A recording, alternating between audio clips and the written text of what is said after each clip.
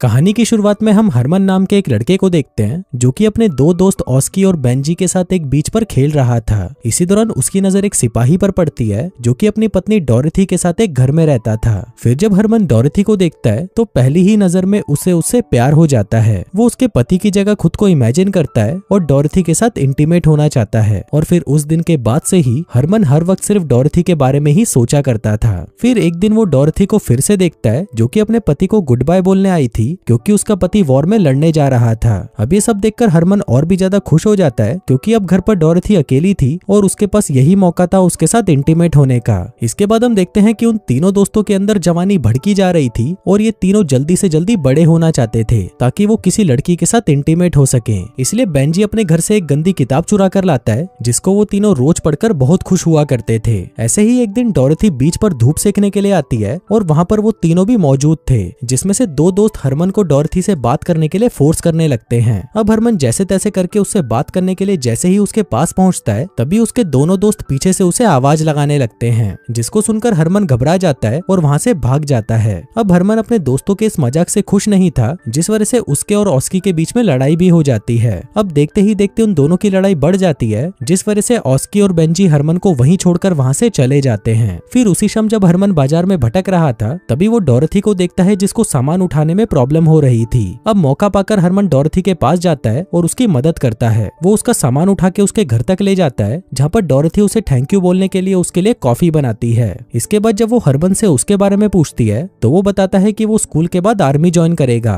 वो अपने आप को अपनी उम्र से बड़ा दिखाना चाहता था, इसलिए वो कहता है कि मैं कॉफी पीता हूँ, वो भी बिना दूध की, क्योंकि दूध तो तुम मुझे बाद में पिला ही दोगी। इसके साथ ही वो डोरथी को अपने बारे में बहुत सारी झूठी बातें बोलने लगता है जिससे डोरथी को ये लगे कि हरमन कोई बच्चा नहीं है। फिर उसके घर से बाहर आने पर उसे उसके दोस्त मिलते हैं जो उसे कहते हैं कि हमने 3 लड़कियों का जुगाड़ कर लिया है और उनके साथ आज रात हम मूवी देखने जाएंगे। फिर उसी रात वो तीनों छोटा भीम की मूवी देखने जाते हैं जहाँ पर वो तीनों लड़कियां भी आ जाती हैं। तभी उनको देखकर अचानक बेंजी घबरा जाता है और डर कर वहाँ से भाग जाता है। अब वहाँ पर ये दोनों ही बचे थे, इसलिए उन तीनों लड़कियों में से एक लड़की को वहाँ से भगा दिया जाता है और बाकी बची हुई दोनों लड़कियां हरमन और ऑस्की के साथ मूवी देखने के लिए अंदर चली जाती हैं। वहीं जब हरमन अंदर जा रहा था तभी उसे वहाँ पर डोरथी मिलती है जो उससे कुछ जरूरी काम करवाने के लिए अगले दिन उसे अपने घर पर बुलाती है। अब दोस्तों आप खुद ही समझ लो कि वो जरूरी काम क्या होगा। अगले दिन हरमन नहा धोकर सीधा डोरथी के घर पहुंचता है ये सोचते हुए कि आज पूरी रात वो उसके साथ इंटीमेट होगा, लेकिन वहां पर पहुंचते ही डोरथी उसे अपने घर का काम करवाने लग जाती है। फिर काम पूरा होने पर हरमन जैसे तैसे करके उसे अपनी दिल की बात बता देता है और कहता है कि मैं तुम्हें पसंद करता हूँ। अब ये सुनकर डोरथी मुस्कुराने लगती है और हरमन के माथे पर एक किस देती है। अब यहाँ पर हरमन डोरथी से प्यार करने लगा था, इसलिए वो अपने दोस्त ऑस्की को ये सारी बातें बता देता है, पर ऑस्की का ध्यान तो सिर्फ एक ही चीज पर था और वो हरमन को यही एडवाइस देता है कि जल्दी से जल्दी तुम डोरथी के साथ इंटीमेट हो जाओ। इसके साथ ही वो हरमन को ये भी बताता है कि वो आज रात उन दोनों लड़कियों को बीच पर ले जाने वाला है जहाँ पर हम सभी मिलकर पार्टी करेंगे।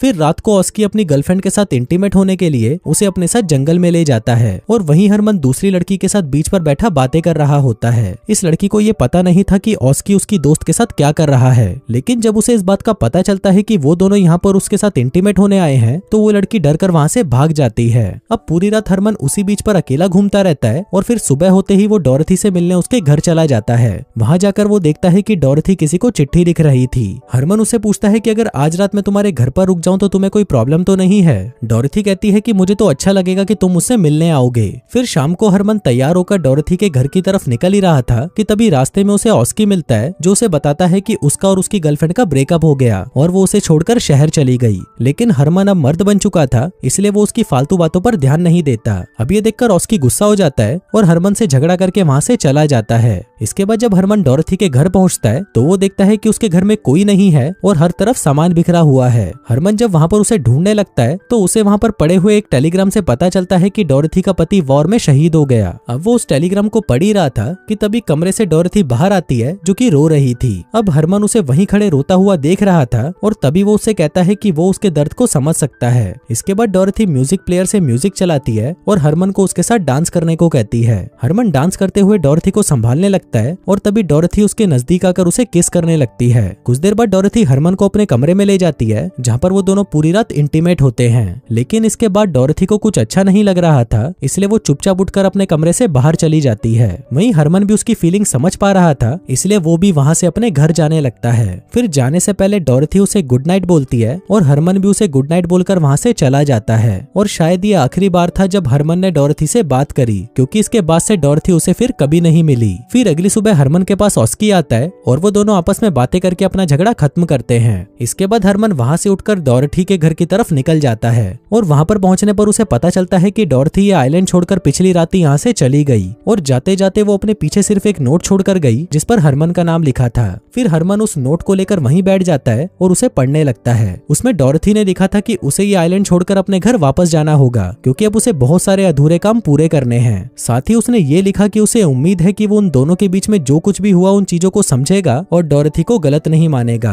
वो हरमन को हमेशा याद रखेगी और उम्मीद करती है कि वो हमेशा खुश रहेगा। अब ये सब बातें पढ़कर हरमन उस दिन के बाद से हमेशा डॉरेथी को याद करता था और उस दिन के बाद से उसने डॉरेथी को कभी नहीं देखा और न ही उसे उसकी कोई खबर मिली। अब अपने साथ हुए इस इंसिडेंट ने हरमन को हमेशा के लिए बदल दिया और इसके बाद अब वो एक मैच्योर इंसान बन चुका था। और दोस्तों, इसी के साथ ही ये कहानी यहीं खत्म हो जाती है।